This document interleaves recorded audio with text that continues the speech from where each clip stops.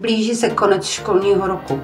A jestli hledáte originální dárek pro paní učitelku, pana učitele nebo vaši skvělou paní asistentku, tak mrkněte na tyhle termosky.